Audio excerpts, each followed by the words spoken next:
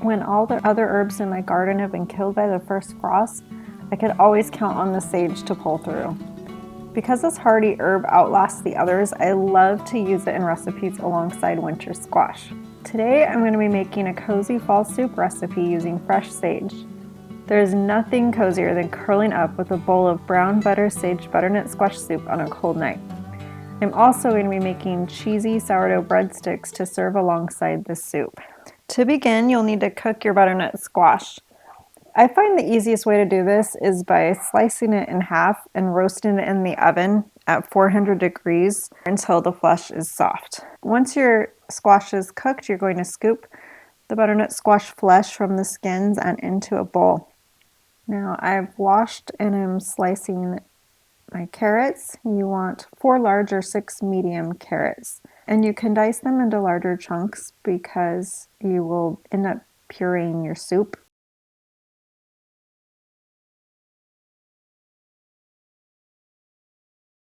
You need 1 cup of diced onion and 2 cloves of minced garlic. To a large soup pot, you're going to add the garlic and the onion.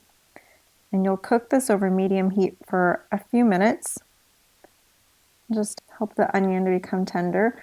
And then you can go ahead and add the squash, carrots, 1.5 teaspoons of dried thyme, and black pepper to taste. And you'll cook this for 3 more minutes to help integrate the flavors.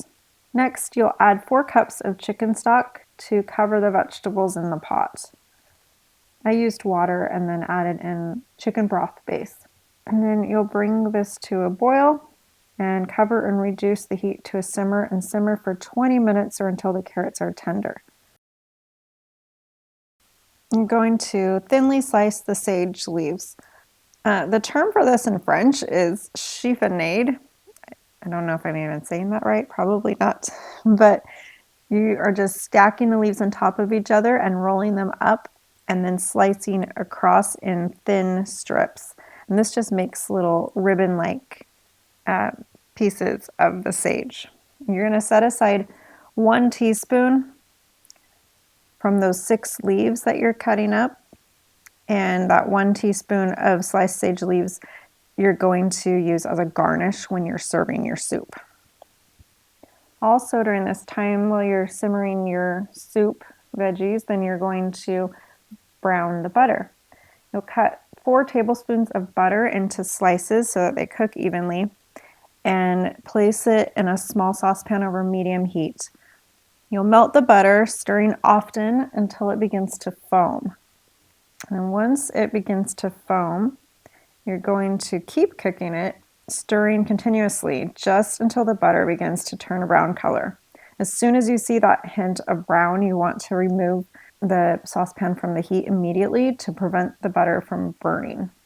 And you'll see those little milk solids that are cooked and they're on the bottom of the pan. Okay, so it's been 20 minutes and I checked my carrots and they're tender. So now I am going to blend these. I don't have an immersion blender, so I'm just going to blend them in my regular blender, but you can definitely use an immersion blender too.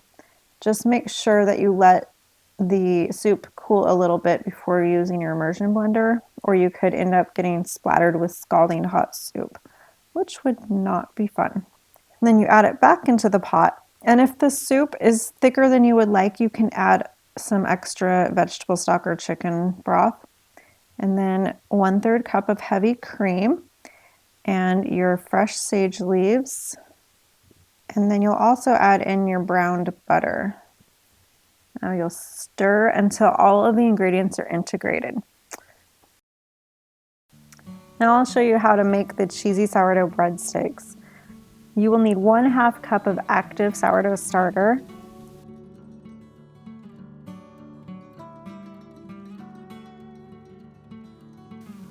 1 cup of warm water,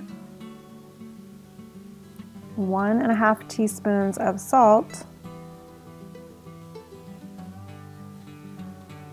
2 tablespoons of olive oil,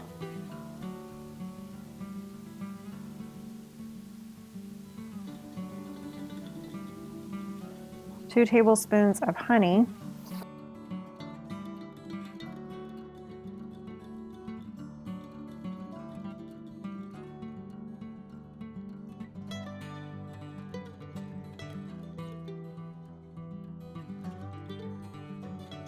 and then 3 to 3 1/4 cups of flour. You just want to add the flour a cup at a time to the wet mix until the dough forms into a ball. The dough ball needs to be able to lift up off of the bowl without sticking to the bottom of the bowl. That's how you'll know when you have enough flour.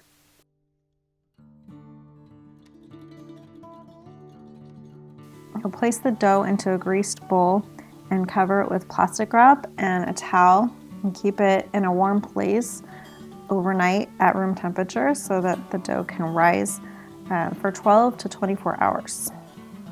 The next morning, you're going to line a cookie sheet with parchment paper and use a dough scraper to scoop the soft dough out into the center of the parchment paper.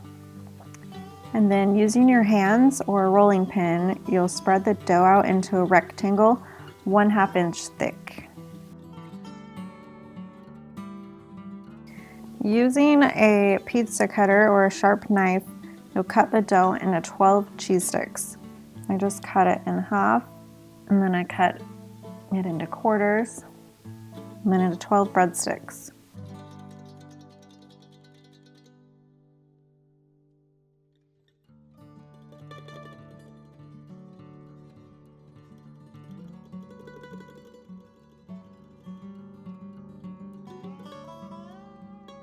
You'll cover the cheese stick dough with a towel and allow it to rise for an hour. In a small bowl, you're going to mix together 1/4 cup of melted butter, 1 teaspoon garlic powder, 1/2 teaspoon onion powder, 1/2 teaspoon basil, and 1/2 teaspoon of oregano. And you will blend those together. And then just before baking, you're going to brush each cheese stick with the garlic butter seasoning. And it may seem like a lot of butter, but you want to use pretty much all of the garlic butter seasoning. It gives it a wonderful flavor. And you'll sprinkle 1/4 cup of grated Parmesan cheese and 1 cup of grated cheddar cheese on top of the breadsticks. You'll bake the cheesy breadsticks in a 400-degree preheated oven for 12 to 15 minutes or until golden brown. And then if needed, you can cut through the melted cheese along your breadstick lines because the cheese melts a little bit over the lines. If you serve this with the brown butter, sage, butternut squash soup, they're perfect for dipping. I hope you enjoyed this video. Please subscribe to my channel. I make new videos every week with farm fresh recipes and simple living ideas to inspire you on your journey to a healthy and happy home. I'll see you soon.